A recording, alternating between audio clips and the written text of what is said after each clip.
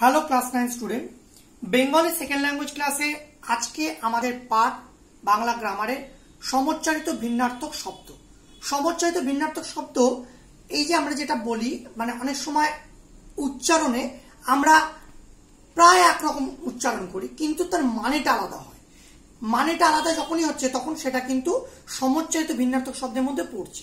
মানে কাকে বলে কিরকম ভাবে, যেমন বাংলা শব্দভাণ্ডারে কিছু এরকম শব্দ আছে যাদের উচ্চারণ প্রায় এক কিন্তু অর্থ আলাদা, প্রায় এক কিন্তু অর্থ আলাদা, সেই সব শব্দগুলোকে বলার সমচ্চারিত ভিন্নার্থক শব্দ। যেমন আমি একটা এক্সাম্পল দিয়ে বলতে পারি, যেমন ধরো অন্ন আর অন্য উচ্চারণ দুটোই এক, আমি কিন্তু যখন উচ্চারণ করছি তখন কিন্তু অন্ন অন্ন এরকম বলছি না। একটা অন্ন যেটা অদন্তের নয় জপরে অন্ন, সেটা মানে হচ্ছে অপর, অন্য কাউকে বোঝাচ্ছে। আর অদন্তের নয় নয় অন্ন যখন বোঝাচ্ছে সেটা হচ্ছে ভাত। তাহলে এই যে উচ্চারণ, আমরা যখন একই রকম উচ্চারণ করছি কিন্তু তার মানে সেটা কিন্তু আলাদা হচ্ছে, এটাকেই বলা হচ্ছে সমচ্চারিত ভিন্নার্থক শব্দ। আজকে আমরা সেই সমচ্চারিত ভিন্নার্থক শব্দের কিছু নমুনা আমরা দেখে নেব।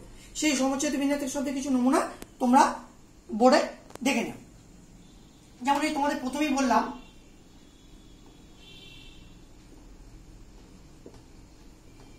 অন্ন, আর একটা উচ্চারণ হচ্ছে অন্য। দেখো এই দুটো উচ্চারণের কিন্তু কোনো ডিফারেন্স নেই। আমি যখন উচ্চারণ করছি তখন হচ্ছে কি অন্ন বলছি, অন্ন। অন্ন মানে এখানে অপরকেও বোঝানো হতে পারে, অন্ন মানে ভাত হতে পারে। তাহলে প্রথম অন্ন মানে কি অপর কাউকে, অপর। আর এই অন্ন মানে হচ্ছে ভাত। ঠিক আছে, নেক্সট ঠিক একইভাবে আমরা দেখতে পারি যেমন অর্ঘ্য আর অর্ঘ্য, উচ্চারণ দুটোরই এক কিন্তু স্পেলিং দুটোর আলাদা। একটা অ ঘয় রেপ অর্ঘ্য, আর একটা হচ্ছে অ ঘয় রেপ জফলা অর্ঘ্য, কিন্তু উচ্চারণ সমান হলে অর্ঘ্য। আমরা কিন্তু এরকম করে আলাদা করে পড়ি না। প্রথম অর্ঘ্যটার মানে হচ্ছে অ ঘয় রেপ অর্ঘ্য মানে হচ্ছে মূল্য, মূল্য বা প্রাইস, মূল্য। আর অ ঘয় রেপ জফলা অর্ঘ্য কথাটির অর্থ হচ্ছে পূজার উপকরণ, পূজার উপকরণ, পূজার উপকরণ। ঠিক আছে, তাহলে দুটো অর্গেরই উচ্চারণ এক কিন্তু লিখছি যেমন তার স্পেলিং আলাদা, মানেগুলি আলাদা। এবার আমরা তারপরে দেখব দ্বিতীয়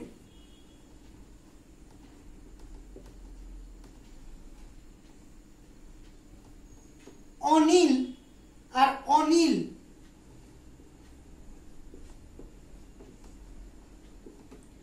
দেখো দুটোর উচ্চারণ একদমই সমান কিন্তু একটা দীর্ঘিকার একটা হর্ষিকার, বানানে সামান্য দীর্ঘিকার হর্ষিকারের তফাৎ রয়েছে।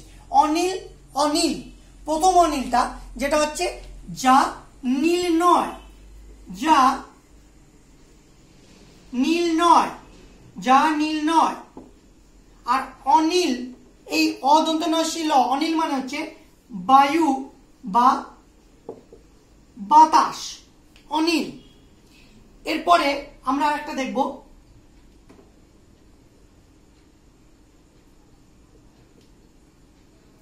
অংশ, অ অনুস্বার তালব্য অংশ, অ অনুস্বার দন্তের অংশ। অ অনুস্বার তালব্য অংশ মানে হচ্ছে ভাগ, আর অ অনুস্বার দন্তের অংশ মানে হচ্ছে কাঁধ,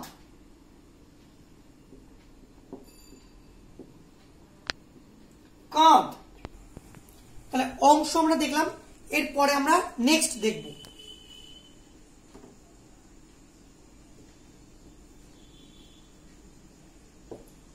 আবরণ আর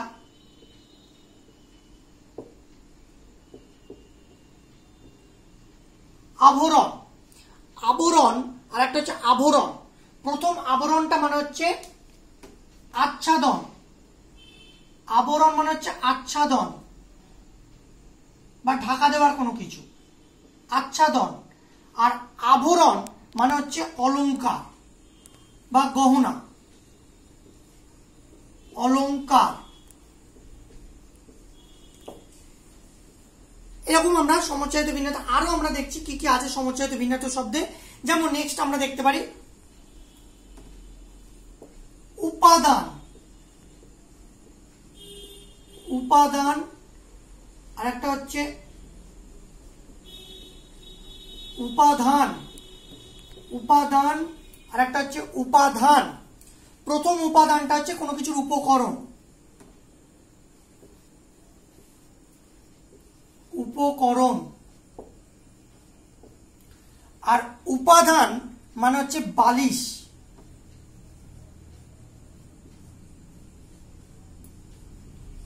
যাতে আমরা মাথা রেখে শুই সেই বালিশ উপাদান। এরপর আমরা একটা দেখব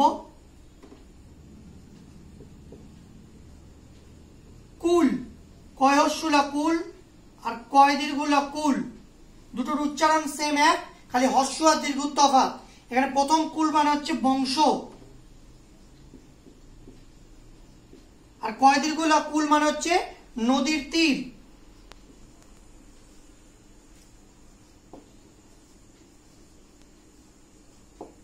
নদীর তীর বলে এইভাবে আমরা দেখছি। আরো দেখবো আমরা কিছু সমুচ্চায়িত ভিন্ন আরো কিছু নমুনা আমরা দেখব। যেমন সজ্জা, তালবস্য অন্তস্থ জয় জফলা সজ্জা, আর দন্তেশ্ব বর্গের জয় জয় আকা সজ্জা। দুটোর উচ্চারণ একদমই সেম, খালি বানান এবং তালবস্য এবং প্রথম দ্বিতীয়টা হচ্ছে দন্তেশ্ব। সজ্জা, প্রথম সজ্জা তালবস্য অন্তস্থ জয় জফলা আকা সজ্জা মানে হচ্ছে বিছানা,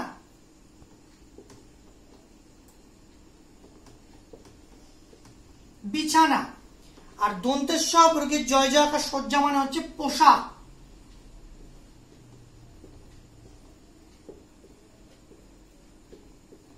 পোশাক। এরপরে আমরা তারপরে দেখব কিছু নমুনা।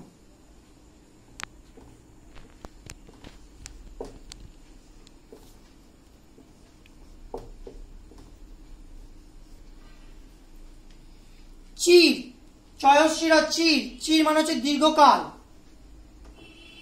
চির বা চির দীর্ঘকাল। আর চয় দিঘি র চির মানে হচ্ছে ছিন্ন কাপড় বা ছেঁড়া কাপড়।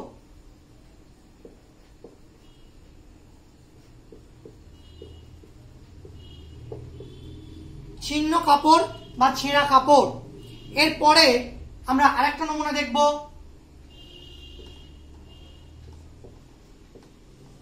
দিন, দয়স্যি দন্ত না দিন আর দয় দীর্ঘি দন্ত না দিন।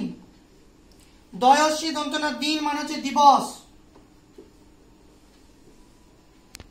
দিবস। আর দয় দীর্ঘি দন্ত না দিন মানে হচ্ছে দরিদ্র।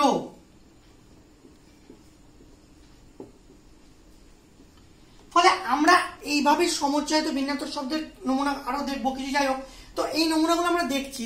নমুনাগুলো কিন্তু তোমাদেরকেও বারবার বলছি মাথায় রাখতে হবে যে নমুনাগুলো যখন আমরা পড়ছি সেগুলোর উচ্চারণ কিন্তু এক, কিন্তু তার যখন অর্থ লিখবো সে অর্থগুলো কিন্তু আলাদা। অর্থাৎ পরীক্ষার সময় আমরা যখন এগুলো লিখতে যাব তখন অ্যান্সারগুলো তখন কিন্তু মাথায় রাখতে হবে যে এই দিন, দয়স্যি দন্ত না দিন আর দয় দিঘি দন্ত না দিন, এই দুটোর মধ্যে যেন কোনো রকম ভুল ভ্রান্তি না হয়। দয়স্যি দন্ত না দিন মানে কিন্তু দিবস আর দয় দিঘি দন্ত না দিন মানে দরিদ্র। এটা প্রত্যেকটাই আমাদের খেয়াল রাখতে হবে যে আমরা যখন লিখছি তা যেন অ্যাপ্রোপ্রিয়েট জায়গাটা ঠিকঠাক লিখতে পারি, তার মানেটা।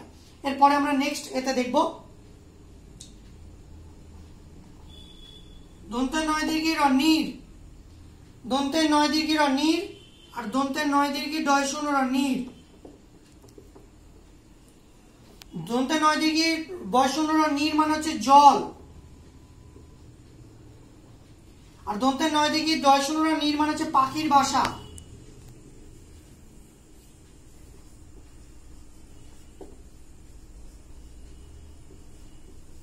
পাখির বাসা। এরপরে আমরা আরো দেখছি, এরপর আমরা দেখব বান।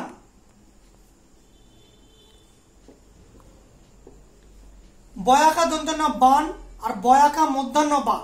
প্রথম বয়াকা দন্তন্য বান মানে হচ্ছে বন্যা, বন্যা। বয়াকার মধ্যাহ্ন বান মানে হচ্ছে স্বর বা তীর, স্বর বা তীর। বন্ধু এই ধনুকে যে তীর মারা সেই তীর হচ্ছে বান।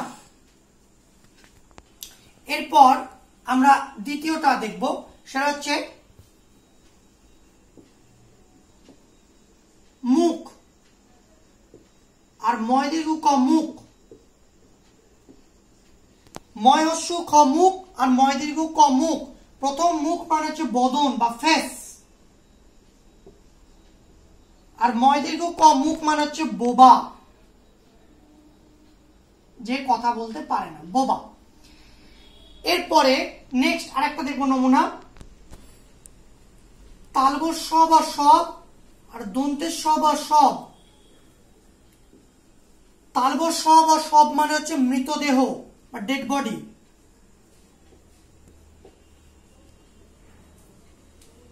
আর তাল দন্তের স বা সব মানে হচ্ছে সকল।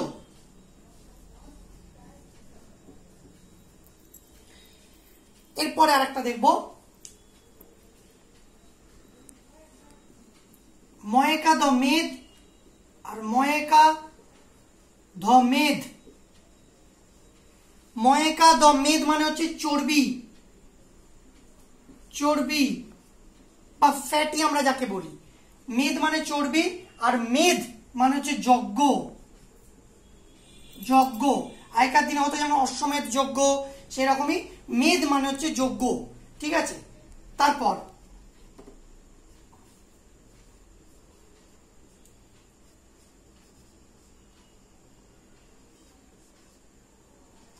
চয়সী তয় তয় চিত্ত আর চয়সী তয় অপরা চিত্ত। প্রথম চিত্ত মানে হচ্ছে মন,